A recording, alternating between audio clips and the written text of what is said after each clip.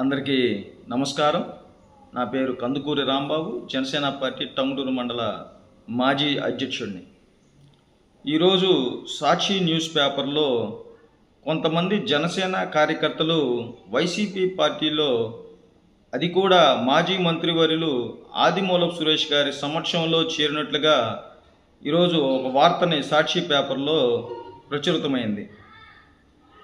నేను వైసీపీ నాయకుల్ని సూటిగా అడుగుతున్న ప్రశ్న, మీ పార్టీలో చేరిన కొంతమంది యువకులు ఎవరైనా కానీ జనసేన పార్టీ సభ్యత్వం ఉందా? వాళ్ళకి రాజకీయంగా అసలు జనసేన పార్టీ కార్యక్రమాల్లో ఎప్పుడైనా పాల్గొనటం మీరు చూసారా?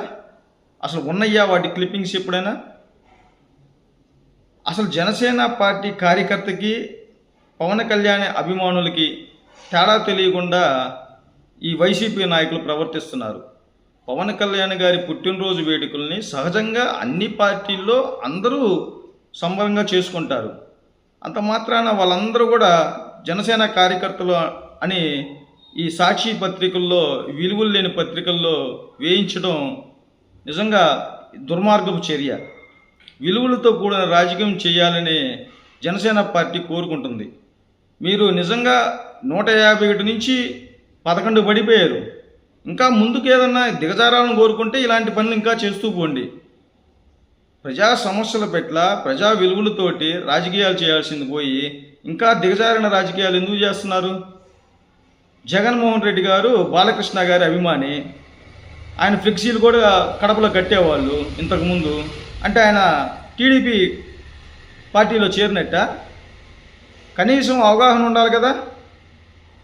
ఇలాంటివన్నీ సాక్షి పేపర్లో ప్రచురించి వైసీపీ పార్టీ పుంజుకుంటుంది అనే ప్రాచుర్యం జనాల్లో తీసుకురావాలనుకోవటం భ్రమ. ఎందుకంటే కూటమి ఐక్యత చాలా బలంగా ఉంటుంది. ఇలాంటి దిగజారుడు రాజకీయాలకి మేము బెడిచిపోము, ఇంకా బలంగా ముందుకెళ్తాం. నేను మన జనసేన కార్యకర్తలకి, నాయకులకు చెప్పేది ఏమిటంటే, మీరు అలాంటి ప్రచారాలు నమ్మవద్దు. జనసేన పార్టీ అధికారం ఉన్నా లేకపోయినా ప్రజా సమస్యల మీద, ప్రజా విషయాల పట్ల ఎప్పుడూ కూడా పనిచేస్తూనే ఉంటుంది. మన పార్టీ సిద్ధాంతాల మీద ఆధారపడ్డ పార్టీ. వ్యక్తిగత లాభం కోసమో, ఏదో లబ్ధి పొందుదామనో, ఏదో అధికారం కోసమో మనం రాజకీయాల్లోకి జనసేన పార్టీలో చేరలేదు. ఇలాంటి నీచపు రాతలు రాస్తున్న సాక్షి పేపరు కొంచెం ప్రాథమిక సమాచారం తెప్పించుకొని మీరు పేపర్లో వేయించాల్సిందిగా కోరుకుంటున్నాము. అలాగే